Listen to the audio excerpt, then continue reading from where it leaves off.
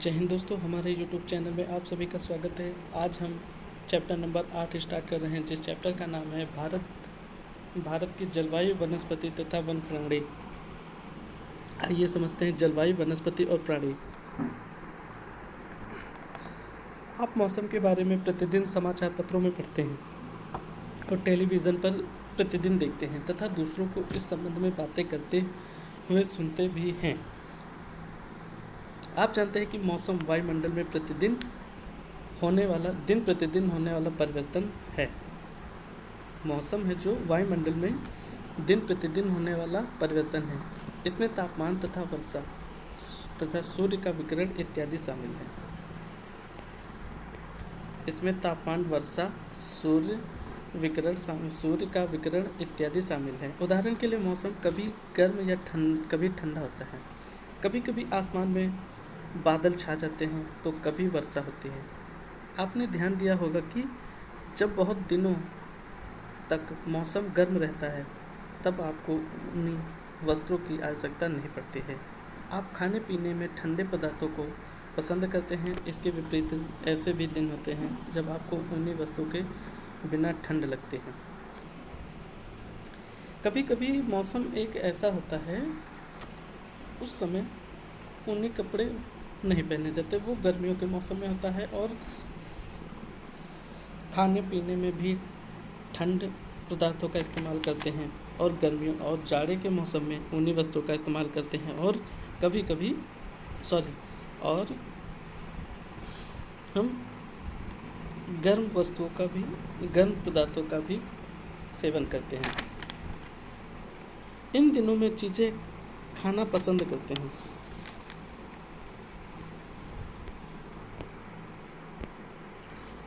सामान्यतः भारत में प्रमुख मौसम होते हैं। वो कौन से मौसम? दिसंबर से फरवरी तक ठंड मौसम होता है। मार्च से मई तक गर्म मौसम होता है। जून से सितंबर तक दक्षिण पश्चिम मानसून का मौसम वर्षा होती है। और अक्टूबर तथा नवंबर मौसम में मानसून के लौटने का मौसम शरद होता है। सामान्यतः भारत में कितने प्रमुख मौसम हैं? 1, 2, 3, 4। वो कौन कौन से? दिसंबर से फरवरी तक ठंडा मौसम होता है। मार्च से मई तक गर्म मौसम होता है। जून से सितंबर तक दक्षिण पश्चिम मानसून का मौसम यानी कि वर्षा। जून से सितंबर तक वर्षा। और अक्टूबर तथा नवंबर में मानसून लौटने की शरद ऋतु। शीत ऋतु क्या होती है? आइए समझते हैं शीत ऋतु। ठंडे मौसम में सूर्य की सीधे किरणें नहीं पड़ती हैं। ठंडे के मौसम में सूर्य की किरणें सीधे नहीं पड़ती हैं, जिसके परिणाम स्वरूप उत्तर भारत का तापमान कम होता है। जब तापमान ज़्यादा होगी तो गर्मी अत्यधिक होगी, जब तापमान कम होगा तो गर्मी अत्यधिक कम होगी। तो ठंडे मौसम में सूर्य की सीधे किरणें नहीं पड़ती हैं, इसके परिणाम स्वरूप उत्तर भारत का तापमान कम हो जाता है। फिर आता है ग्रीष्म ऋतु यानी कि गर्मी का मौसम। गर्मी के मौसम में सूर्य की किरणें अधिकतर सीधी पड़ती हैं। जो सूर्य की किरणें हैं गर्मी के मौसम में यानी कि मई के मौसम में, मार्च से मई तक गर्मी होती है, तो गर्मी के मौसम में सूर्य की किरणें अधिकतर सीधे पड़ती हैं। तापमान बहुत अधिक हो जाता है। दिन के समय गर्म एवं शुष्क पवन बहती हैं, जिसे लू कहते हैं। लू किसे कहते हैं? दिन के समय में गर्म एवं शुष्क पवनें बहती हैं, जिसे हम लू कहते हैं। दिन के समय में गर्म और शुष्क हवा बहती है, उसे हम लू कहते हैं। ये शीत और ग्रीष्म ऋतु हो गया।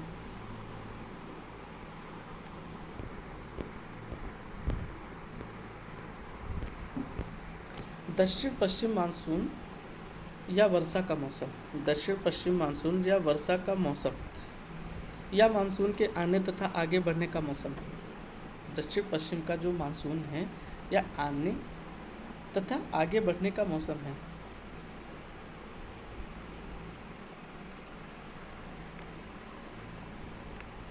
जून से सितंबर तक। इस समय पवन बंगाल की खाड़ी तथा अरब सागर से स्थल की ओर बहती है। किस तरह? इस समय पवन बंगाल की खाड़ी तथा अरब सागर से स्थल की ओर बहती है। वे अपने साथ नमी भी लाते हैं। जब ये पवन पहाड़ी से टकराती है तब वर्षा होती है। आइए समझते हैं। दक्षिण पश्चिम मानसून या वर्षा का मौसम क्या होता है? यह मानसून के आने तक तथा आगे बढ़ने का मौसम होता है। जब तक ये मानसून नहीं आएगा तब तक आगे मौसम नहीं बढ़ेगा। तो इस समय जून जुलाई के समय पवन बंगाल की खाड़ी तथा अरब सागर में स्थल की ओर बहती है। किस तरह? पवन जो है बंगाल की खाड़ी से तथा अरब सागर के स्थल की ओर बहती है। वे अपने साथ नमी भी लाते हैं और अपने साथ भी नमी लाते हैं। जब ये पवन पहाड़ी से टकराती है तब वर्षा हो, और अपने साथ नमी भी लाती है और उसके साथ साथ पहाड़ों से जब टकरा जाती है हवा तो वर्षा होती है। मानसून के लौटने का मौसम या शरद ऋतु। इस समय पवन स्थल भागों से लौटकर बंगाल की खाड़ी की ओर बहती है। इस समय पवन है जो स्थल भागों यानी कि अरब सागर से लौटकर बंगाल की खाड़ी की ओर बहती है। यह मानसून के लौटने का मौसम होता है। दक्षिण के भारत के दक्षिण भागों विशेषकर तमिलनाडु तक आंध्र प्रदेश में इस मौसम में वर्षा होती है। भारत के दक्षिण भागों विशेषकर तमिलनाडु तक आंध्र प्रदेश में इस मौसम में वर्षा होती है। किसी स्थान पर अनेक वर्षों में मापी गई मौसम की औसत दशा को जलवायु कहते हैं। जलवायु किसे कहते हैं? किसी स्थान पर अनेक वर्षों में मापी गई मौसम की औसत दशा होती है। अनेक वर्षों में कोई भी स्थान ले लीजिए, कोई भी स्थान अनेक वर्षों में मापी गई मौसम की जो औसत दशा होती है उसे जलवायु कहते हैं।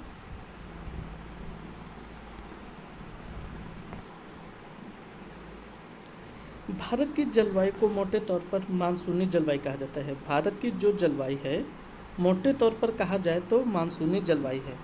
क्यों? मानसून शब्द अरबी भाषा के मौसम से लिया गया है। मानसून जो शब्द है अरबी भाषा के मौसम से लिया गया है, जिसका अर्थ होता है मौसम।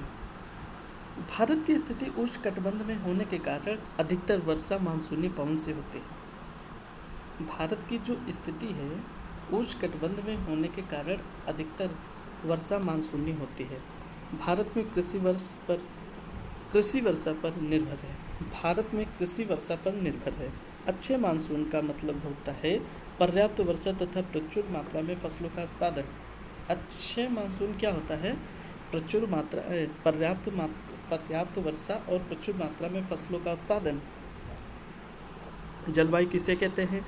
किसी भी स्थान, कोई भी स्थान ले लीजिए, कोई भी स्थान अनेक वर्षों में मापी गई मौसम की औसत दशा,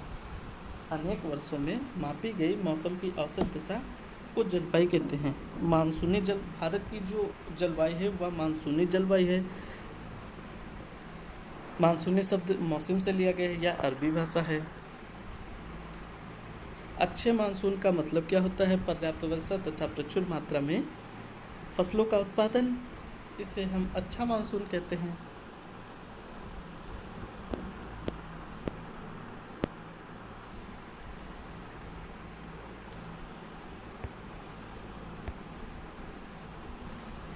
किसी स्थान की जलवायु उसकी स्थिति, ऊंचाई, समुद्र से दूरी तथा उच्चावच पर निर्भर करती है। किसी स्थान की जलवायु है जो उसकी स्थिति है हो गई, ऊंचाई भी हो गई,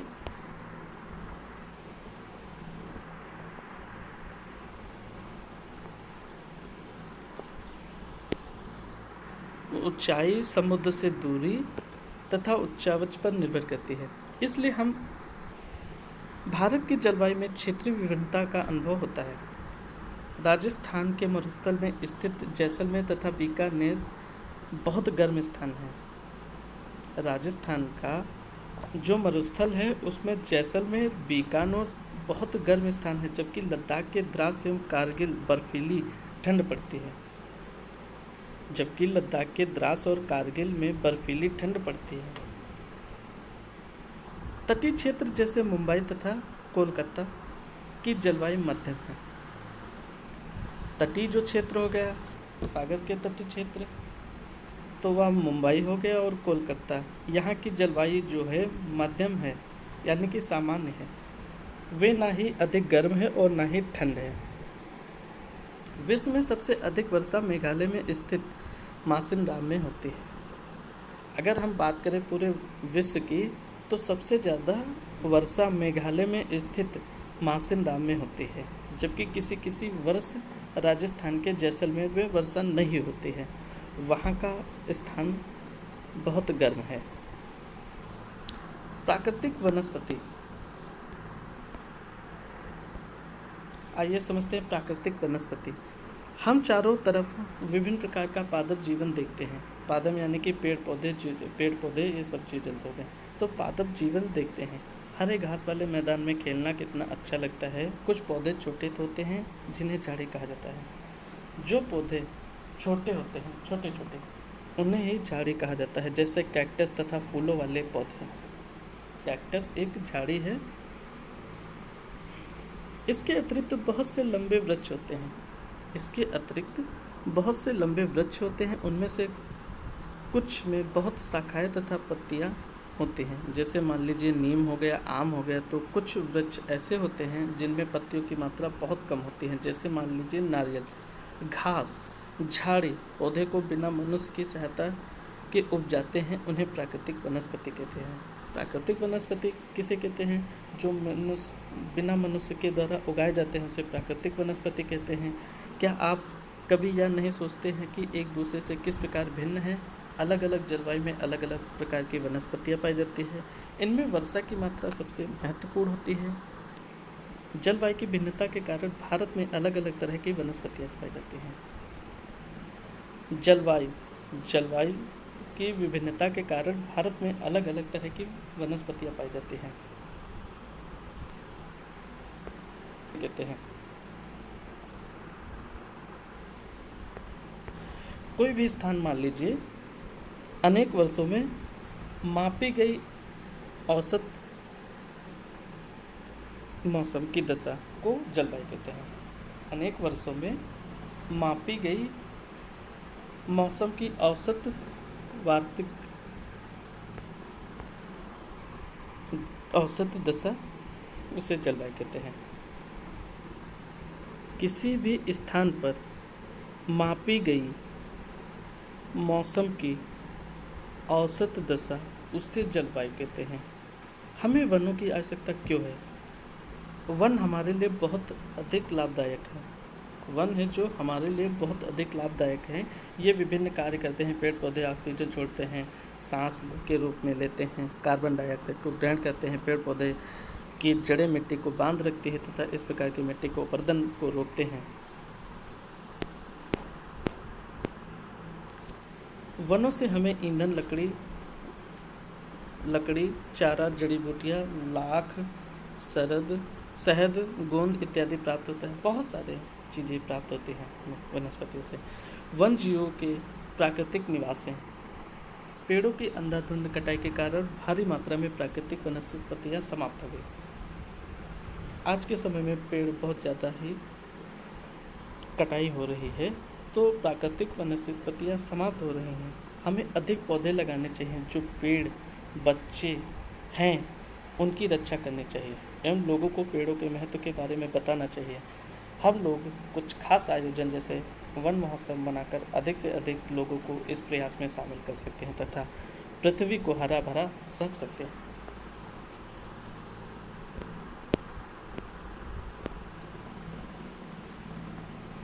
वन्य प्राणी, विभिन्न प्रकार के वन जीवों का निवास होता है। वन प्राणी क्या होती है? विभिन्न प्रकार के वन जीवों का निवास होता है। वनों में जंतुओं की हजारों प्रजातियां तथा बड़ी संख्या में विभिन्न प्रकार के सरीसृपों, उभयचरों, पक्षियों, स्तनधारी कीटों तथा कृमियों का निवास होता है। वन प्राणी जो वनों में रहते हैं जो वनों में रहते हैं उसे वन जीवों का निवास होता है। वहाँ पर वनों में जंतुएं हो गई, हजारों प्रजातियाँ हो गई और बड़ी संख्या में विभिन्न प्रकार के सरीसृप हो गए, उभयचर हो गए, पक्षियाँ, स्तनधारी कीटों तथा कार्यक्रमों का निवास होता है। कहाँ पे? वन जीवों का।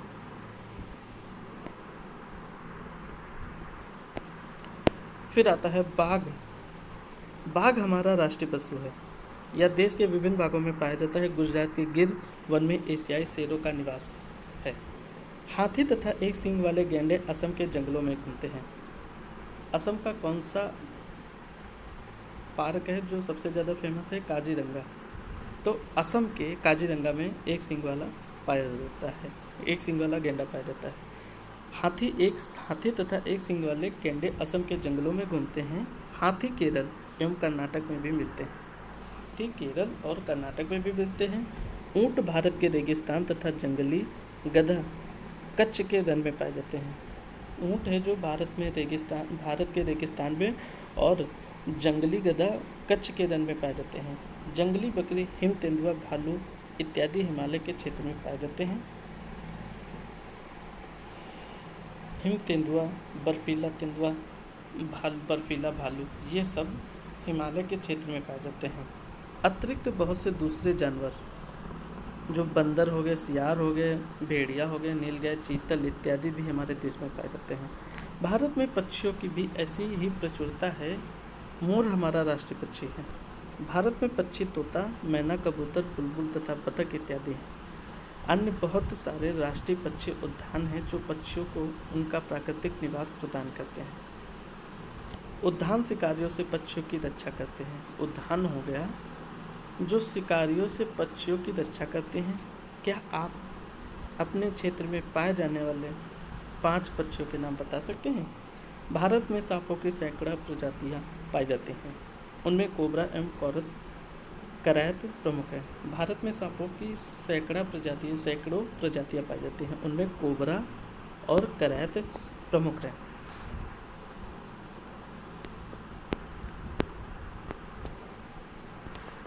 वनों के कटने तथा जानवरों के शिकार के कारण भारत में पाए जाने वाले वन जीवों की प्रजातियां तेजी से घट रही है। किस तरह तेजी से घट रही है? किस लिए? वनों को काटा जा रहा है और जानवरों का शिकार किया जा रहा है, इसलिए वन जीवों की प्रजातियां तेजी से घट रही है। बहुत सी प्रजातियां तो समाप्त भी हो चुकी हैं। उनको बचाने के लिए बहुत से नेशनल पार्क, पशु विहार तथा जीवमंडल आरक्षित क्षेत्र स्थापित किए गए हैं। सरकार ने हाथियों तथा बाघों को बचाने के लिए बाघ परियोजना एवं हस्त परियोजना जैसी परियोजनाओं को शुरू किया है। भारत सरकार ने हाथियों तथा बाघों को बचाने के लिए बाघ परियोजना और हस्त परियोजना जैसी परियोजनाओं को शुरू किया है। क्या आप भारत के कुछ पशु विहारों के नाम तथा मानचित्र पर उनका स्थिति बता सकते हैं?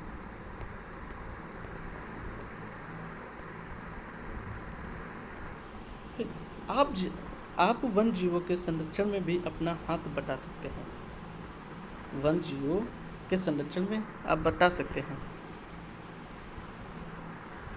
आप जानवरों के शरीर के विभिन्न अंगों जैसे हड्डी हो गया, सींग हो गया, पंख हो गया से बने पदार्थों को खरीदने से इनकार कर दे तो प्रत्येक हम लोग अक्टूबर के पहले सप्ताह को वन जीव सप्ताह के रूप में मनाते हैं, ताकि वन जीवों के निवास को संरक्षित रखने के लिए जागरूकता लाई जा सकती है।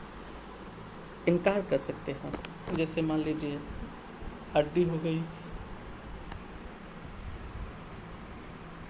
सींग हो गया तथा पंख, ये सब खरीदने से इनकार कर दे तो काफ़ी मात्रा में बचाया जा सकता है। प्रत्येक वर्ष हम लोग अक्टूबर के पहले सप्ताह को वन जीव सप्ताह के रूप में मनाते हैं, ताकि वन जीवों के निवास को संरक्षित रखने के लिए जागरूकता लाई जा सकती है।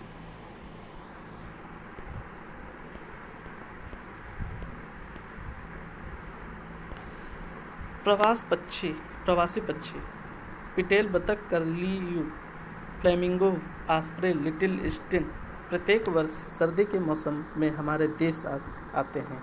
सबसे छोटे लिटिल स्टिन जिसका वजन 15 ग्राम होता है, आर्कटिक प्रदेश से 8000 किलोमीटर की दूरी तय करके भारत आते हैं। भारत वह कौन सी पक्षी है जो 8,000 किलोमीटर की दूरी तय करके आती है। लिटिल ईस्टर्न यह 15 ग्राम है।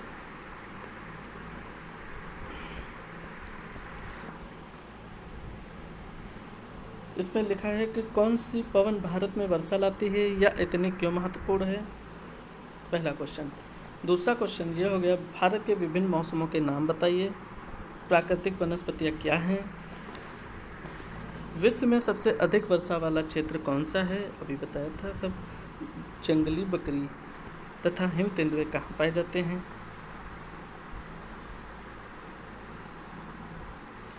दक्षिण पश्चिम मानसून के समय आर्द्र पवनें कहाँ बहते हैं।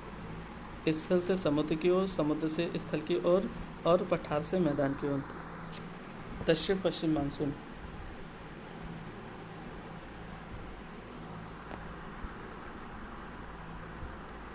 खालिस्तान गर्मी के दिन में शुष्क पवनें चलते हैं जिन्हें हम पवनें चलते हैं जिन्हें हम लू कहते हैं गर्मी के दिन।